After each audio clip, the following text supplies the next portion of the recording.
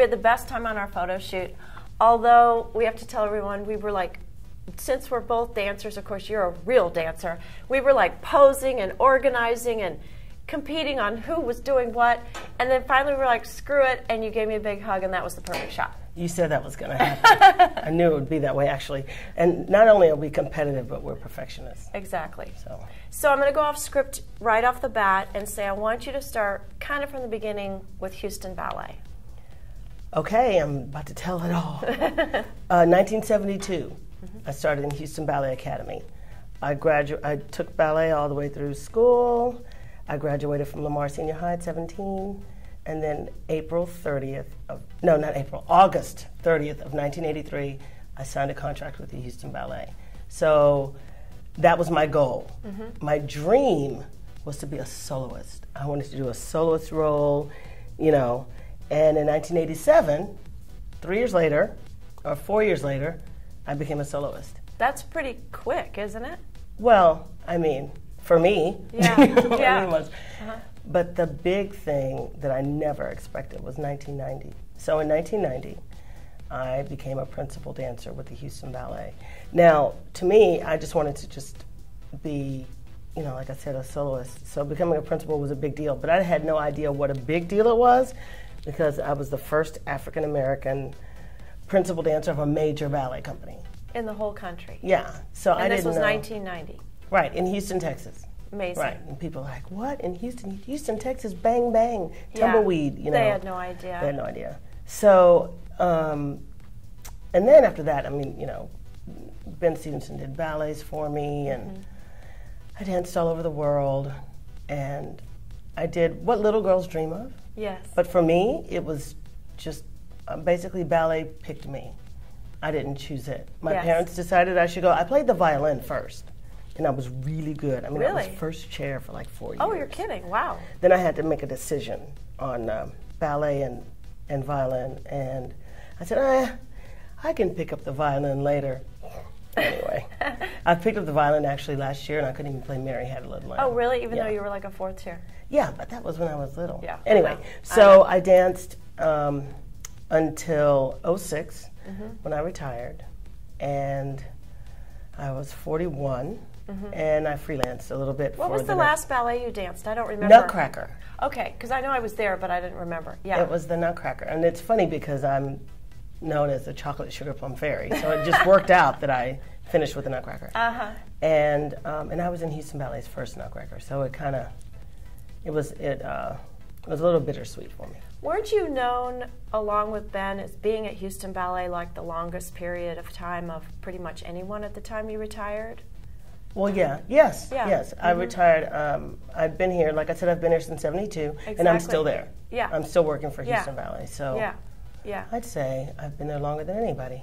So I'm sure in 1990 when you got promoted, word traveled that this happened, and you started a trend. I mean, look at Misty Copeland, and weren't you up there when she was promoted and giving her flowers and everything? Actually, she invited me to come see her do her first Swan Lake at the Met, because I think she did it a few weeks before in Washington. But her first Swan Lake at the Met, and it was arranged that I got to come on stage and give her flowers. That's amazing. Then the next week, it was announced she was going to be a principal dancer. Well, it was 25 years later. So it wasn't like a real trend. Yeah. So it's not like good point. There's a lot of black ballerinas, well, principal dancers. Now there's a lot of black ballerinas. She and I are definitely not the first. The media likes to do that. But I mean, and as a matter of fact, I was just in New York with Dance Theater of Harlem that was celebrating ballerinas of color, not just black ones, of every color, right?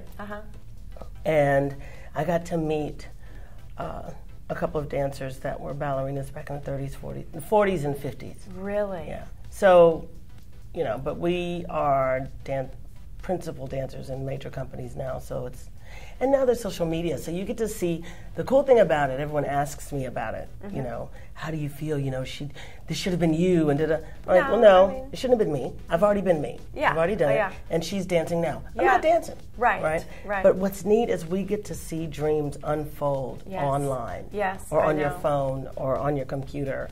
And I just think that's really cool. I think it inspires. Now it is a trend. Everything becomes a trend because more people see it at once. So then everyone does it, or everyone wants it, or do you know what I mean? Yeah, I do. And I think that just like because of Tiger Woods, I think more people of color picked up golf. Oh, absolutely. And I think when tennis, they see someone like you and Misty, girls of color, go, I can be a prima ballerina. Right. What's the problem? Right. So, but my thing is, when I retired, I want to dance to be for everyone, not just people of color, not color, whatever. I don't care what color you are. Right. I just think every child should have the opportunity to experience the arts. So that's how I went into education and community engagement. What was neat is that Stanton, our director now, saw something and said, I think you'd be really good at this. So tell us tell everyone what you are doing now. So I am the program manager of Houston Ballet's Education and Community Engagement Department. So what I do is I get to go and teach dance or arts and education programs in schools and underserved communities and basically just all over Houston. Don't you love that Houston Ballet offers that? For free. For free, and has someone of your level do that. I just think it's amazing. Well, the thing that we want to do is give as many children as possible a quality arts education. So it's phenomenal. I've been over there many times, and I see you teaching the kids, and it's just remarkable. We got busloads coming in. It's great. Yeah, no, it's fantastic. One fear I had as a dancer, and actually I just had it because I just did a cameo with Sleeping Beauty, is that I'm in my dressing room and I hear my music, my entrance, and I'm running down the stairs, and I'm running down the stairs, and the stairs never end. And it's horrible. It's horrible. To go get on stage? To go on stage for an entrance that I've missed. Wow. I know. And that's a recurring dream? Oh, it's a feeling that I'm going to have, so I'm always down there early. I get to, I got here early today. I just... Did something bad happen to you? Like never. You missed a cue at one point? Never. Wow. I never miss a cue. Yeah. And so it's a healthy irrational fear. Yeah, it's a healthy irrational fear. Wow, that's amazing. So everyone's going to want me to ask about your arms. Give us a few tips on how you take care of your whole body, besides dancing, because not everyone's going to take ballet class. I'm horrible. I don't take ballet class. I don't take yoga, and I should take yoga, but that's just because my knees are a little beat up, so bending in some of those positions isn't easy. But, okay, 10 reps of 10 of a push and a pull. So if you do, so if I do 10 extensions with my legs, then I'm going to do 10 curls. That's one set. So you have to do 10 sets of 10 reps. Right. Of a push and a pull of anything, whatever. Okay. So when I do pull-ups and dips, I do 10 pull-ups, then I do 10 dips. That's one. You can do 10 pull-ups? With assist. Girl, have you seen the machines lately? What age are you in? She obviously has not been to the gym. So they have this little assist bar that you can stand on or kneel on. I'm sorry. But I try to keep the weight really low. To where it's like a third of my body weight. And it's hard. But if you get through 10, then if I need more help, I'll take more help, because the key is just to get through 10 sets of 10 reps. Well, that's write the key. That down, everybody. I mean, it works. It's kind of weird. You know, they say you can do everything you want in life, but doesn't always have to be in order. It's in an order, but it might not be in the order you think it's going to be in. Right.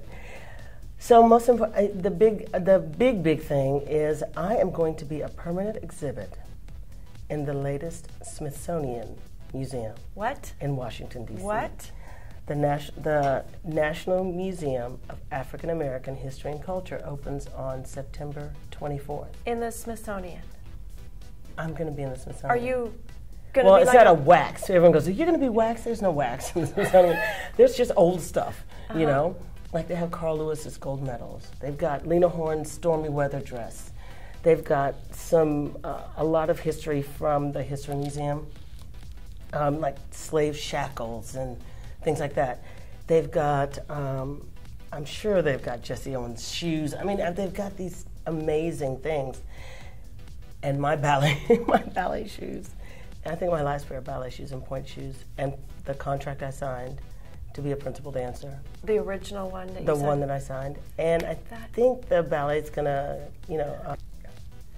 Okay, so the Smithsonian, you got contacted, and it's finally opening in September. Right. They contacted me over 2 years ago. I've been sitting on it. How did you stand it? Well, because I didn't believe it was going to happen. I thought, okay, first when I got the email, I thought it was a hoax. Then I emailed back, and then first I called, and they said, Smithsonian? Seriously? National American Museum. Am I really going to be in it? And then, that's how they answered the phone. Then I said, may I speak to Timothy Ann Burnside? Yes, da-da-da-da. And then she came down. I mean, she's official. It was official. And they came and got my shoes. She'd just gotten Carl Lewis's medals. Oh, my God. So she came and got my shoes, and she talked with the ballet, and she got some press, some things with my picture on the front, some playbills, and the contract that I signed in 1990 to be a principal dancer. Is that going to be sort of what your I don't know how it's going to be. Yeah. I don't know. What's going to be on the plaque? But I know it's going to say first African-American female to be a ballerina in a major ballet company. It's going to say something like that. Yeah. And then my name. Now, if I am above the trash can under the fire extinguisher, I'm happy. Fine. I'm in the Smithsonian. You're in the Smithsonian. You have a son. I have a son. A darling, beautiful 13-year-old son. One day, he's going to see it in September. Yeah. But I'm saying, my great-great-grandkids can go, that's yeah, my great-great-grandkid mom's shoe. Yeah, I know. But my son, he's 13. So I could see him going, Mom, we came all this way for a crinkled-up brown shoe. We have one of those in the closet. I mean, I could see him. I doubt he's going to say that. Because he's going to walk into the Smithsonian and be like, oh. Yeah. Well, okay, still. so when the ribbon's cut, they're going to be... Obama's cutting the ribbon. Oh my gosh, that's so exciting. We're going in, and I don't know they're going to send me the information. Think of the people you're going to be amongst, even at the opening and stuff. I know. Oprah walked through there and gave like $5 million. She got to go into the bowels before they've even well, for put $5 the things million, out. she should. Well, and then after she saw what they had, she's given more money. Oh my She's the biggest contributor. That's so exciting. It is exciting. That's really exciting. I still don't know. I'm still thinking they're going to call me and go, okay, well, Miss Anderson, we kind of didn't have room. We had to make room for Michael Jackson's club. All right, so Lauren, before we go, I know you have a couple more stories that I don't know about, so share. Well, since we're talking about Washington, D.C. and the Smithsonian, George and Barbara Bush are big supporters of the Houston Ballet. So he was in office. He wasn't vice. He was president at this time, and he had to leave during the performance. So he invited the company to the White House. The company was performing in D.C. The company was performing at the Kennedy Center. He had to leave during the show, so we were all invited to the White House for lemonade and cookies or whatever. So we go, and I'm standing there, and I'm a little bored because I'm thinking about sewing shoes or doing whatever I've got to do. And I just kind of peek down the hallway, and George Bush is coming down the hall. Now, he wasn't supposed to be able to meet with us because he was busy.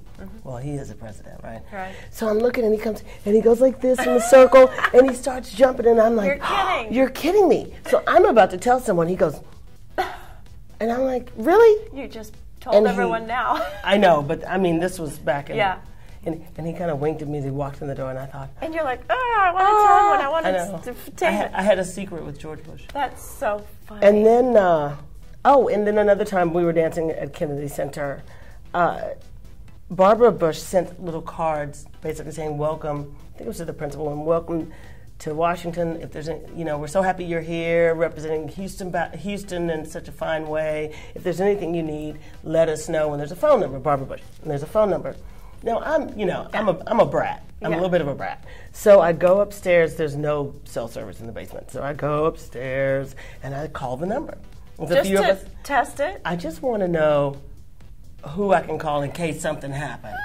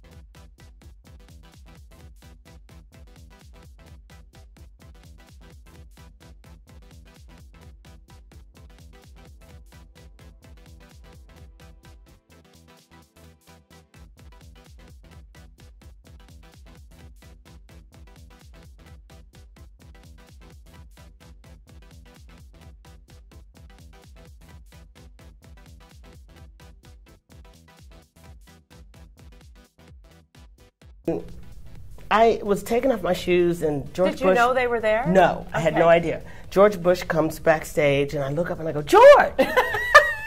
Stanton looks at me like, you did not just call him George, the former president of the United States. You're calling Barbara. Barbara, yo, George. Anyway, so I jump up, and I'm about to give him a hug, and Secret Service, and they're like, it's okay, So he leans in. I kid you not, he leans in. Lauren, you got to use the P word in public. And I said, yes, sir, Mr. President. I'm sorry, Mr. President. I couldn't believe it. It's just because... And was anyone standing there when you gave him the Hey George? Yes, and I know. I said, I'm in so much trouble. I'm in so much trouble. I thought, well, wait a minute. I'm not a ballerina anymore. But they could fire me from my job. They could still do something to you. Yeah, it was inappropriate. But I couldn't.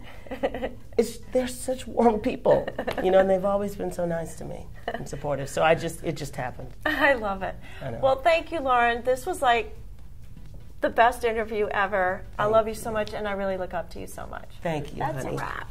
Thank you. Mwah.